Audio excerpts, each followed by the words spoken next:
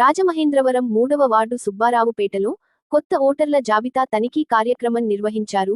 3వ వార్డులోని ఓటర్ల జాబితాలో బూత్ల పునర్విభజనలో భాగంగా 140, 141, 142, 143, 144, 145 బూత్లుగా విభజించినట్లు మాజీ వార్డు కార్పొరేటర్, తెలుగుదేశం పార్టీ 3వ వార్డు అధ్యక్షులు బొమ్మనమైన శ్రీనివాస్ తెలిపారు.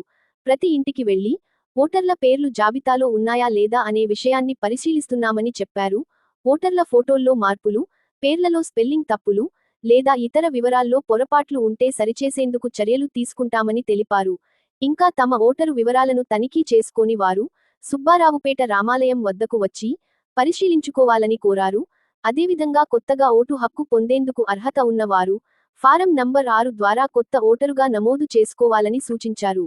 ఈ కార్యక్రమంలో జనసేన పార్టీ 3వ వార్డు ఇన్ఛార్జ్ వట్టికుటి కృష్ణ, శ్యామలాంబ గుడి director Andaluri Chandrasekhar, Pepakayala Veera Venkata Satyanarayana, Vangara Prasad, TDP senior నాయకులు గోపిశెట్టి సూర్యనారాయణ, టీడీపీ కార్యకర్తలు, అభిమానులు పాల్గొన్నారు.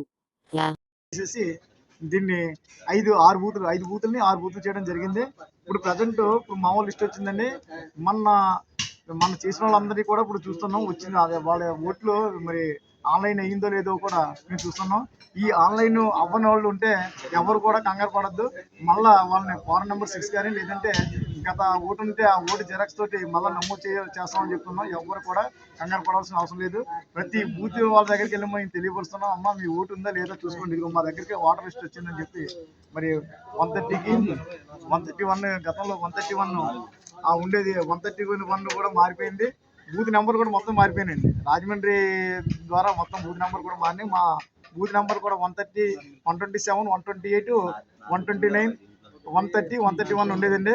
ఇప్పుడు అలా కాకుండా 140, 141, 142, 143, 145 అలాగా ఆ 6 బూత్లు నమోదు చేశారు. ప్రతి దాంట్లో కూడా మరి ఈ రోజున అందరికీ తెలియపరుస్తున్నాం. మా తెలుగుదేశం పార్టీ తరఫున కాకుండా జనసేన, బీజేపీ అందరూ కూడా కూటమి ప్రభుత్వం అందరూ